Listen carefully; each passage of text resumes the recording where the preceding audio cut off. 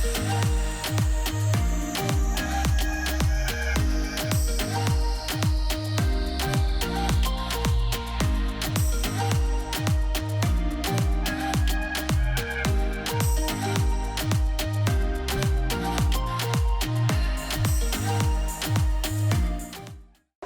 everyone, so this talk is entitled Automate Your Home with Ruby.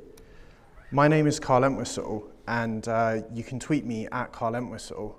I work at Cookpad and they sponsored me to come to RailsConf and give this talk. You can probably tell from my accent I'm not from America, I'm actually from the UK, and this is my first time in America and also my first time at RailsConf. And my brain's done a bit of a weird thing, and the thing that it associates most with America is the video game Grand Theft Auto. So while I'm walking around in like the downtown area, I feel a bit like I'm in Grand Theft Auto, and everyone else is like an NPC walking past. So yeah, it's a bit confusing. So anyway, as I said, I'm from Bristol in the UK, and Bristol is a city and county in the southwest of England. I used to live in London, but my wife and I wanted to buy a house, so we moved to Bristol, and property prices are much more affordable in Bristol than in London, so we bought a modest-sized home, as you can see. It's not actually my house, mine's much bigger. So after we moved into our house, I decided that I wanted it to be a smart home, like a smart home from the future. So the first thing that I bought was some light bulbs. So I bought some Philips Hue light bulbs, and I've got them in all the rooms in the house. And the Philips Hue light bulbs need an application to control them. So my wife and I downloaded and installed the application onto our phones. So after I had the lighting situation sort of under control, I decided the next thing that would be good for us to control would be the temperature with a smart thermostat.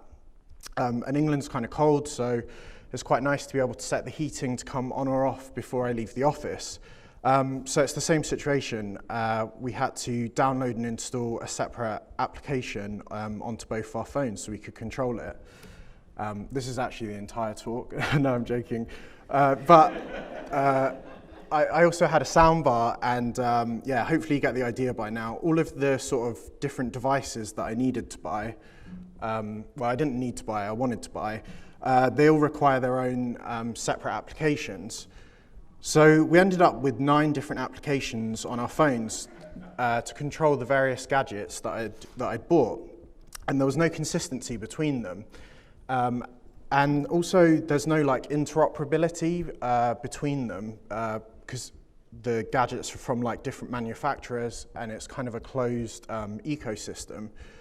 So what I really wanted was one unified app, one application to control all of my devices. And it turns out there is such an application. And if you have an iPhone, it's pre-installed, and it's called Home.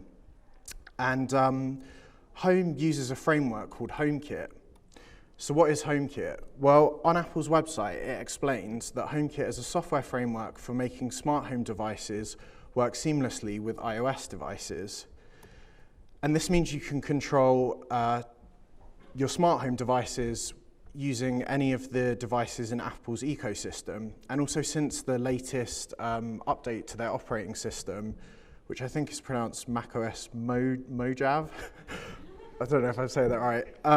It also, Mojave. It also includes the Macintosh. So these are all the types of devices that HomeKit officially supports. There's lights, PowerPoints, windows, fans, to name but a few. You can see the rest on the slide.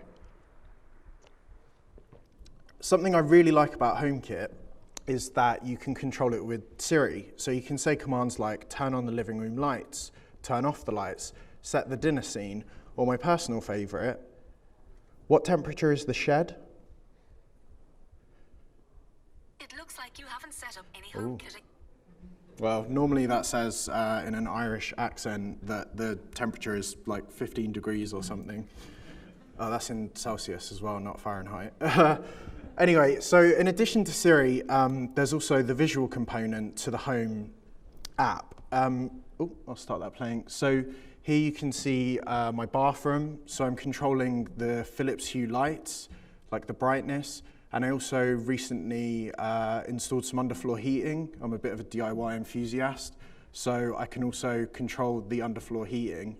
And those are like, you know, Philips Hue don't make underfloor heating, so it's two separate vendors within the one application. Okay, so that's the end of the talk, right? You just buy things that support HomeKit. Well, not quite. There is a bit of a problem, and that problem is that you can only use devices with HomeKit if they officially support it, and you'll know they officially support it because they have a little sticker on the box or the website that says that it works with Apple HomeKit. So in my context, that meant the Philips Hue light bulbs already worked with HomeKit, but the Nest thermostat and the soundbar that I had do not. So I could have theoretically gone out and bought all new devices, but I didn't really want to because that would have been pretty expensive and like quite wasteful. So I had a bit of an idea. I thought, what if HomeKit could communicate with Ruby? Then I'd be able to bridge the gap between HomeKit and any unsupported devices. So I could control my soundbar with HomeKit, and I'd be able to say something like, "Hey Siri, switch on my soundbar." So at this point, I did the most obvious thing. I searched Google and GitHub for a HomeKit Ruby library, and I was genuinely surprised that one didn't exist. I wondered why. I thought, how hard can it be to create a HomeKit library for Ruby? And I also remembered a quote from a very influential man, and Gandhi once said, "You must be the change you wish to see in the world." So I decided I was going to create the first Ruby library for HomeKit. And I did create it, and it's called Ruby Home. And you can install it with gem install Ruby Home. And it's also on GitHub under Karl Entwistle /Ruby Home. So I thought I'd speak a little bit about how I created the gem, and then I'll show you how you can use it to automate your homes. So the first thing I did was went on Apple's developer website and downloaded the non-commercial version of the HomeKit accessory protocol specification. And I was really happy to find out that when I opened... Anyway, so I downloaded the specification, and I was really excited to find out that it was a very technical 256-page document that directly referenced 12 RFCs. I had a cursory glance at the specification, and I saw tables of hexadecimal code, a bespoke HTTP protocol, and something about the char-20 poly 1305, which it turned out was a form of encryption, and sadly not a dance.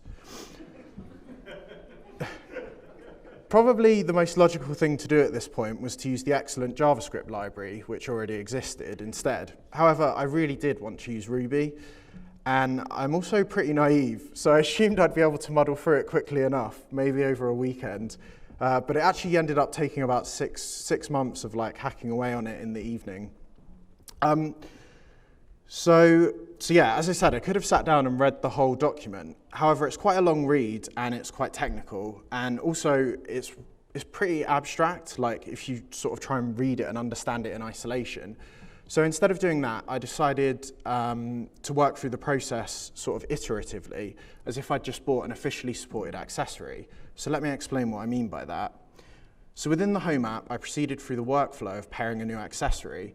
I pressed the plus icon, clicked Add Accessory, and I said I didn't have a code or couldn't scan, and then it brought me to this screen. And I knew from past experience that the accessory should be displayed here. So at this point, I just scanned through the specification to try and figure out how to make the accessory appear here. And in the documentation, it says that HAP accessory servers must support multicast DNS host names. Okay, so everyone with a Mac or iPhone will already be familiar with multicast DNS, or Apple call it Bonjour. Anytime you're on a network, the shared devices in the sidebar are populated by computers advertising their services using Bonjour Multicast DNS. Also on iOS, when you're using AirDrop, its results are populated with Multicast DNS. So I found this great bit of software by a company called TildeSoft called Bonjour Browser, and it displays all the multicast DNS services on your local network. So going back to the problem, as I said, I already owned a Philips Hue bridge, which officially supports HomeKit. So using Bonjour browser, I could see the key value pairs that it was broadcasting. So at this point, I just needed a Ruby library to broadcast those similar key value pairs. And I found a really good Multicast DNS library for Ruby, and it's called DNS SD. And I saw a familiar face. That's Aaron Patterson, or Tenderlove. So I assumed it would do what I wanted. And it has a really simple syntax. So you can see here that I've required DNS SD, and then I've assigned an instance of a TCP server running on port 80 to the variable TCP server. And then I've used DNS SD's library's announce function, which makes it takes the TCP server as an argument, and also a string, which I've just said my TCP server. So if I run that code in IRB and take a look at it in Bonjour browser, then I could see the service was being advertised on my network. And that's how you can advertise services as well if you ever need to do multicast DNS. So at this point, I just mimicked the key pair values that were coming from the Philips Hue bridge. And then back on my phone, I could see Ruby Home appearing as an accessible service. So now I had it appearing as a service, I could click on the icon, and it asked me for a setup code, so I just put in 1, 2, 3, 4, 5, 6, 7, 8, because I was just like running through it.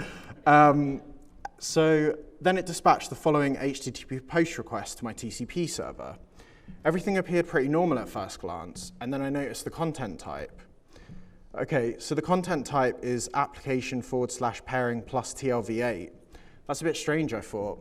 I've worked with APIs before. I was expecting maybe JSON or XML. I also noticed the body of the request.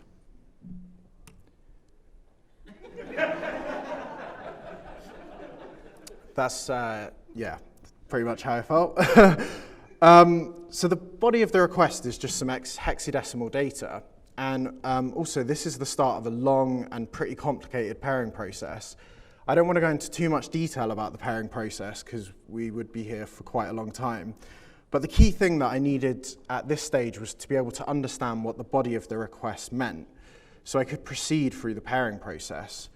So again, how did I do this? Well, I just searched through the documentation for the one piece of information that I had, which was that application pairing plus TLV. So at this point in the documentation, it told me that pairing responses are delivered as TLV data in the body of the HTTP response. So again, you search through the documentation with that next new piece of information, which is TLV. And this part had an entire section in the documentation. So in order to read the hexadecimal data that was being sent to the server, I found another really nice gem called bin data. And bin data provides a declarative way to read and write structured binary data. And this means you can specify what the format of the binary data is, and bin data works out how to read and write data in this format. And also, if anyone's used Ruby's pack or unpack methods, it can get quite complicated and difficult to manage. So with bin data, it's a lot easier to read and write this structured data. So for that hexadecimal data, you can see that it's actually 2 TLVs, and each TLV contains an 8-bit type, followed by an 8-bit length, and that length denotes how much of the value you should read. So for both of these, we know that the value is just one bit long, so we can read that value. So anyway, after being able to read the TLV data and getting through the pairing process, each of the devices, like my iPhone or my iPad that I've paired with Ruby Home, has its own unique token. And also, Ruby Home holds a corresponding unique token for each of the devices. And each time your phone comes onto the network, like if you arrive home, then it will go through the pairing process. And it actually holds the connection for a surprisingly long time. I don't know how the sort of battery life doesn't just go down really quickly, but somehow it just holds the TCP connection open to the server. And then if you leave your house, obviously the connection is closed and new tokens get generated next time the device comes back on the network.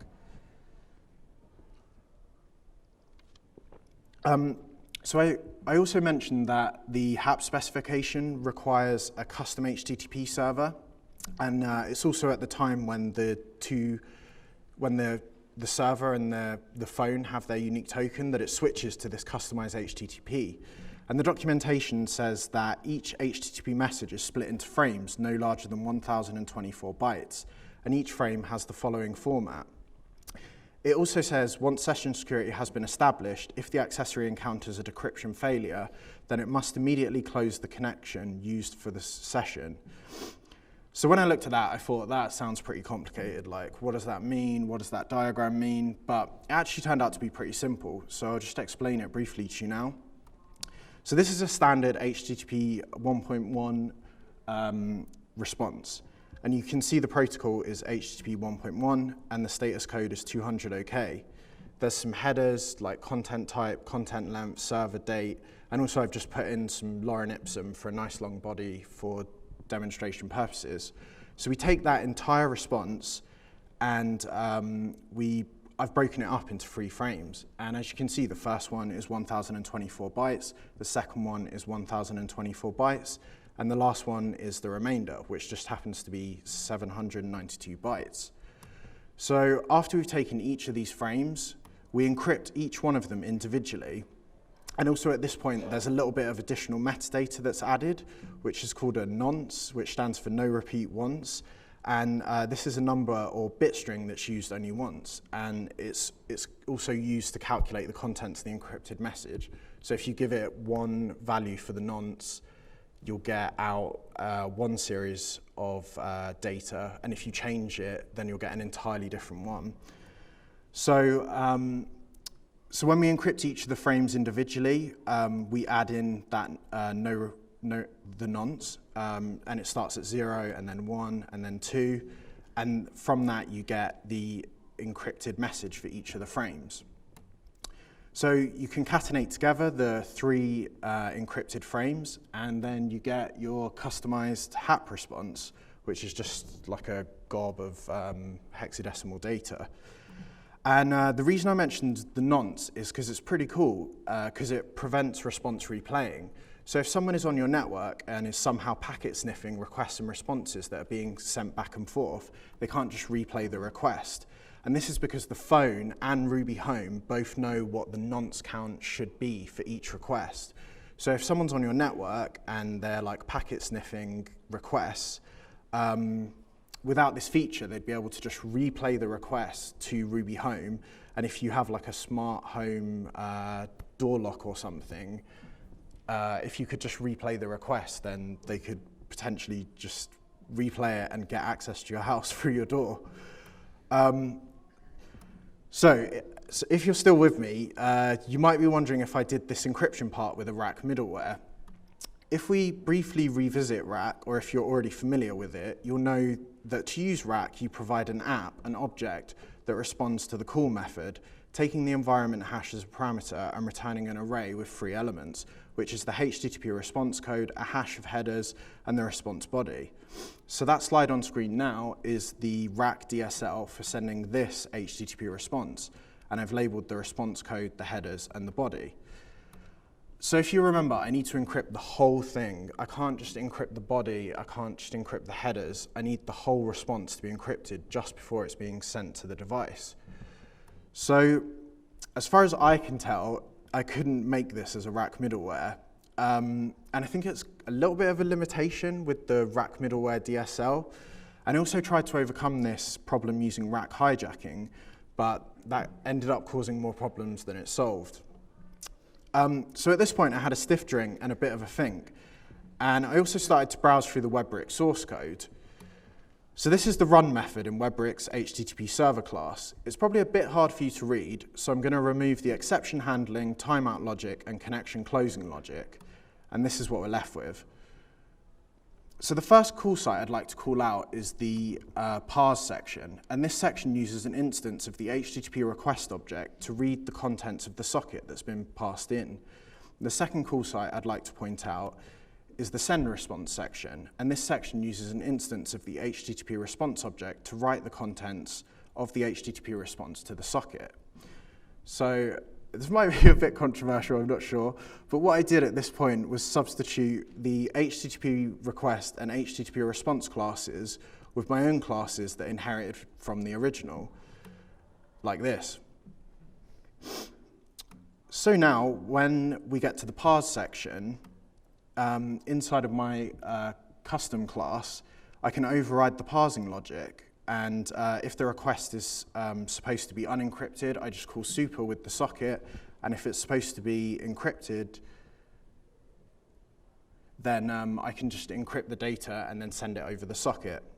And it's a similar story for the response part. So if it's supposed to be unencrypted, I just call super. However, if it's supposed to be encrypted, then I do that operation and then send it over. So essentially I ended up with an architecture for the gem that looked a bit like this. I'm not advocating that you all run home and override Webbrick on your production web apps, but it works for Ruby Home. Also, if anyone has any thoughts or ideas about how I could make it better, please just speak to me after the talk. So the last thing that I wanted to explore with you from the HAP specification is unsolicited HTTP. So the documentation says that accessories deliver notifications by sending an event message, and this is an unsolicited HTTP response. So this means the HTTP server supports sending responses at any time because the iOS device and server have kept a socket connection open. So I've got a diagram here, and it shows you two devices that have gone through the pairing process. And if one of the devices, like the iPhone in this diagram, requests for a door to be opened, then Ruby Home will broadcast an event to the iPhone and the iPad that didn't originally make the request, so that they both know that the door is now opened. And another example of this is with the thermostat, because someone can obviously physically dial up or dial down the temperature on it.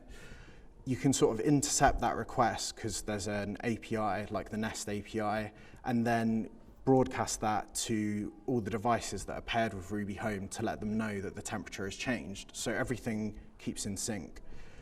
Okay, so that was quite a lot of technical stuff. So now it's going to be a bit more lighthearted with just some demos.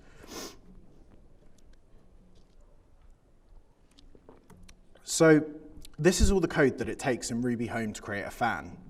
As you can see, you require Ruby Home, and all the devices I mentioned earlier, like lights, power switches, windows, fans, are all types of services. So I've used Ruby Home's service factory, which I've basically modeled off of factory bot, to create the fan.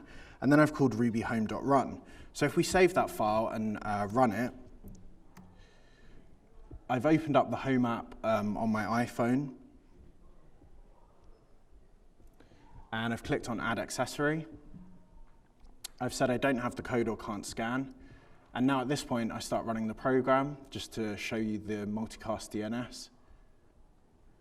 So it's generated a unique code, which I now type in on the phone, and then it's going to go through the pairing process.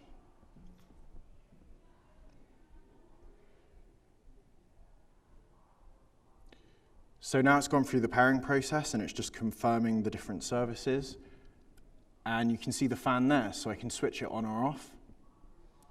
And a cool thing in Home is that all the different services have different widgets like this that you can click on to see more stuff and control them.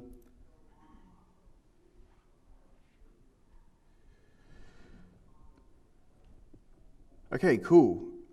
So what if we actually want to know in Ruby Home if someone has switched the fan on or off? Well, like I said, the fan is a type of service, and a service has many characteristics. And one of the characteristics of a fan is the aptly named on characteristic. So in Ruby Home, you can subscribe to changes on a characteristic using the after update function, which will yield a block with the updated value of the characteristic. So in this example, I've just said, if the updated value is equal to true, then we can put into the terminal that the fan is on. Otherwise, we can put that the fan is off. So let's run that. So I'm just shutting down the server and then starting it again so the change gets applied. And now the phone's gone through the pairing process again, and I've switched it on, and it says in the terminal the fan is on. I've switched it off. I've used the fancy widget to do it again.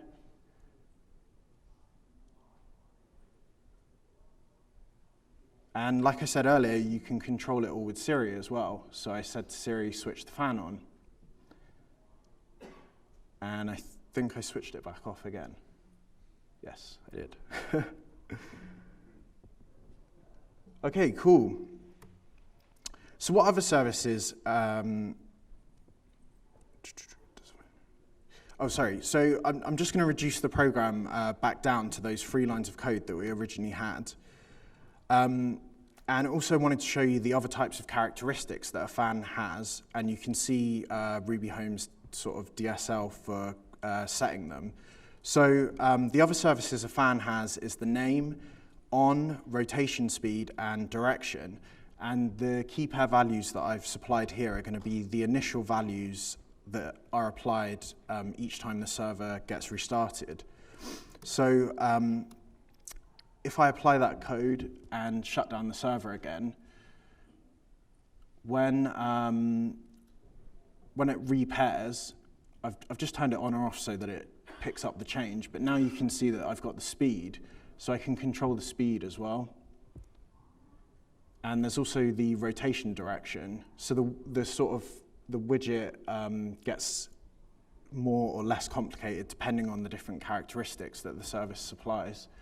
And there's also a debug mode, so I've just put it here into info, so you can see that the requests are really coming through to Ruby Home. And you could obviously subscribe to the changes as well, like I did earlier.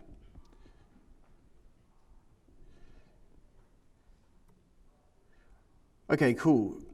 So what if we want more services than just a fan? Well, then we need a bridge. So how do we create a bridge?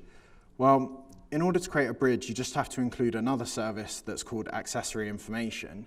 So if I add that to the program, so now the program has the accessory information service in the fan, and then in addition to the fan, I've added 6 other services. I've just picked an air purifier, an air quality sensor, a garage door, a light bulb, and an outlet. So if I save that and run it again,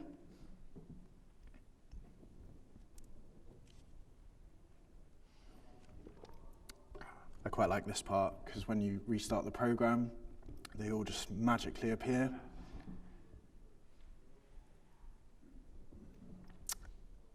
And also, like I said, all the characteristics, you can subscribe to that after update. So you can do some quite cool things, because you could use something like Faraday to send an HTTP request. So I made a little demo, which is a website with a hex code color picker. So you can change the color on this website. This kind of simulate a light bulb. And now I can control the color of the website using HomeKit on my iPhone with Ruby Home.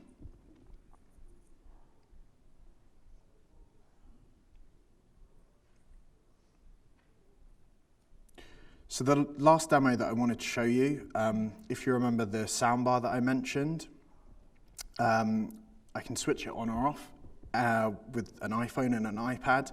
And also this also shows you the unsolicited events, because when the demo runs, you'll see that I'm requesting it on the iPhone, and then the update is getting broadcast to the iPad and vice versa. So I'll just run that now.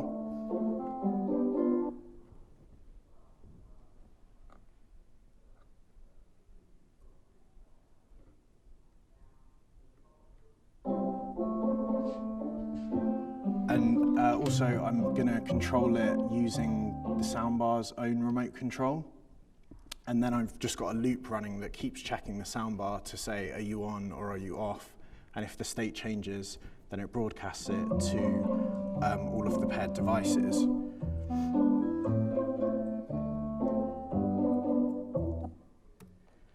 So as I said earlier, there's lots of different services you can use with Ruby Home, and the full list of them is here. Now, I could show you demos all day, but I've got to stop somewhere and leave you something to imagine. So if I've got you excited, then you can obviously use Ruby Home.